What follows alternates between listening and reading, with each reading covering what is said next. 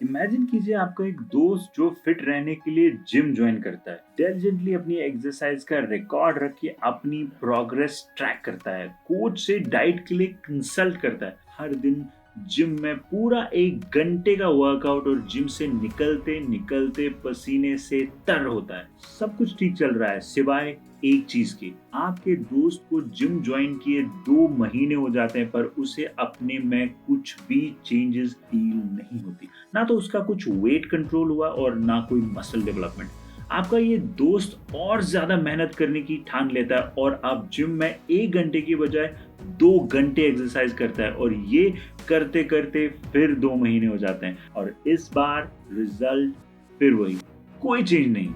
यही टाइम है जब आप अपने इस फ्रेंड को एक कैफे में मिलते हैं और जहां वो आपको अपनी ये दुख भरी कहानी सुनाता है और आप ये सुनकर आउट ऑफ क्यूरियोसिटी उसकी डेली रूटीन के बारे में पूछते हैं। वो आपको बताता है कि कैसे रोज के इंटेंस वर्कआउट और खूब पसीना बहाने के बाद वो प्राउड फील करता है और सोचता है कि इतनी मेहनत के बाद वो एक ट्रीट तो डिजर्व करता ही है। क्योंकि उसे डोनट्स बहुत पसंद है, वो अपने को डोनट्स की ट्रीट देता है उसी कैफे में जहां आप बैठे हुए हैं, और एक आध नहीं, पूरे आधा दर्जन डोनट्स की। आप उसकी इस बेवकूफी पर शॉक हो जाते हैं कि कैसे इतनी मेहनत करने के बाद वो फिर अपनी मेहनत पर खुद ही पानी फेर देता है। पर जब बात आती है अपनी बिहेवियर की तो हम में से बहुत सारे लोग खुद भी यही गलती करते हैं। जब हम किसी रिजल्ट को एक्सपेक्ट करते हैं पर हमारा बिहेवियर उस रिजल्ट को अचीव करने नहीं देता। आप बेटर फील करना चाहते हैं पर आप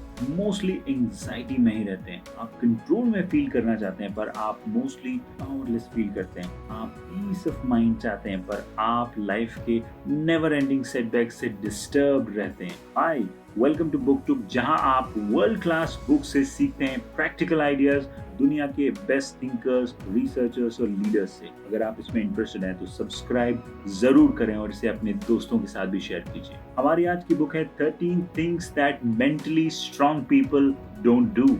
इस बुक को लिखा है एमी मॉरन ने, जो एक साइकोथेरेपिस्ट हैं और फोर्ब्स मैगजीन के लिए भी रेगुलर कंट्रीब्यूट करती हैं। इस वीडियो में मैं आपके साथ कुछ स्पेसिफिक स्ट्रेटजी शेयर करूंगा जिससे आप अपनी लाइफ के 3 मेजर हर्डल्स कॉन्कर कर पाएंगे जो मेंटली स्ट्रांग लोगों में कॉमन है। पहले मैं आपको बताऊंगा कैसे आप जेन्युइनली अच्छा फील कर सकते हैं चाहे फिर सिचुएशन कितनी भी डिफिकल्ट क्यों ना हो। फिर हम देखेंगे कैसे आप लाइफ में अपना कंट्रोल और इन्फ्लुएंस बढ़ा सकते हैं, और लास्ट में कैसे आपका फोकस आपको किसी भी सेटबैक से क्विकली रिकवर करने में हेल्प करता है। Let's start. लाइफ में सभी को चैलेंजेस फेस करने पड़ते हैं। हालांकि इन चैलेंजेस से होने वाली सैडनेस नॉर्मल और हेल्दी इमोशन है, पर अगर आप बहुत देर तक सैड रहते हैं तो वो डिप्रेशन बनकर सेल्फ डिस्ट्रक्टिव बन जाता है। इससे न सिर्फ आपकी लाइफ का कीमती टाइम वेस्ट होता है पर आप और भी नेगेटिविटी में फंस जाते हैं, जिससे फिर आप अपनी लाइफ में होने वाले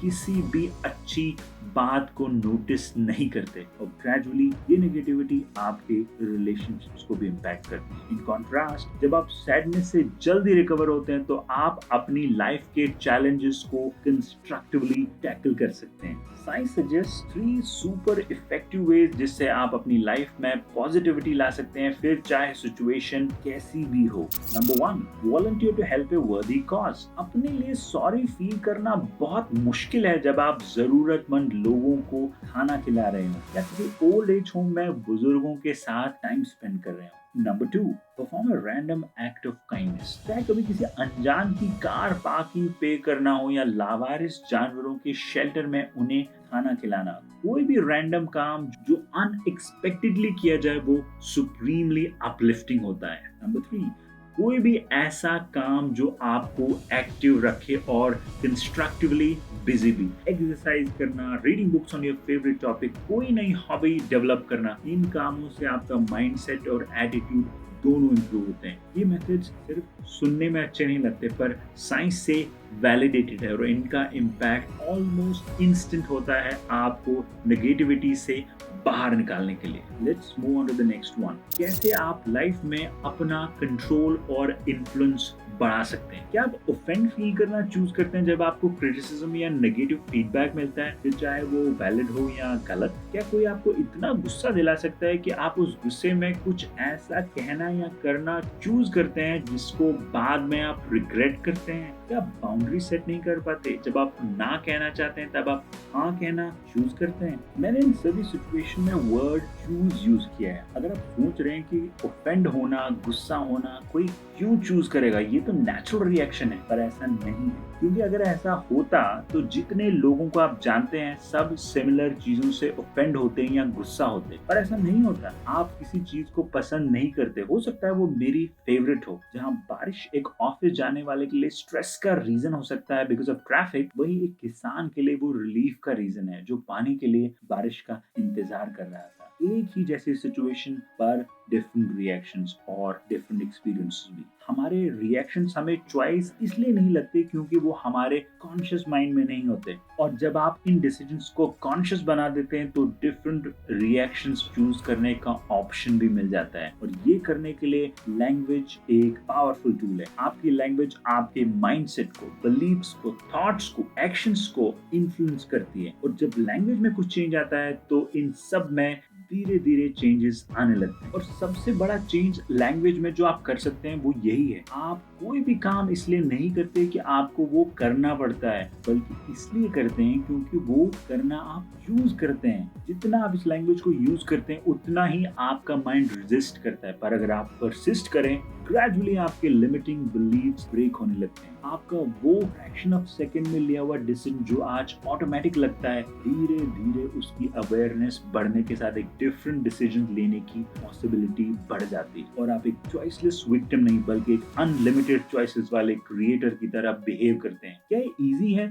बिल्कुल नहीं। पर क्या ये वर्थवाइल है? ये इतना वर्थवाइल है कि आपकी लाइफ का एक्सपीरियंस पूरी तरह से बदल जाएगा। और आइए लास्ट में बात करते हैं कि कैसे आपका फोकस आपको किसी भी सेटबैक से क्विकली रिकवर करने में हेल्प करता है। अगर किसी बिजी मार्केट में आपकी कोई पॉकेट मार ले जिसमें आपका कैश, क्रेडिट कार्ड्स और ड्राइविंग लाइसेंस चले जाते हैं, तो आप कैसा फील करते हैं? गुस्सा, फ्रस्ट्रेटेड, अपसेट? और कब तक आप इन इमोशंस को फील करेंगे? एक दिन, एक वीक या इससे भी ज्यादा? अगर आप इस बात पे ध्यान दें, ये इवेंट आपके कंट्रोल में नहीं था, क्योंकि अगर आपके बस में होता तो आप इसे होने ही नहीं देते। और अब जब ये हो गया है तो कितना भी आप सैड हो जाएं, गुस्सा हो जाएं, ये इवेंट रिवर्स नहीं हो सकता। हाँ, ये जरूर हो सकता है कि आप अपनी सैडनेस में जो इमीडिएट एक्शन आपको लेने चाहिए वो डिले कर दें, जैसे कि क्रेडिट कार्ड कैंसिल करना, ये इंसिडेंट रिपोर्ट करना, नए लाइसेंस और कार्ड्स के लिए अप्लाई करना। जितना जल्दी आप इन बातों पर एक्शन लेते हैं उतना ही आप और नुकसान और परेशानी से बचेंगे।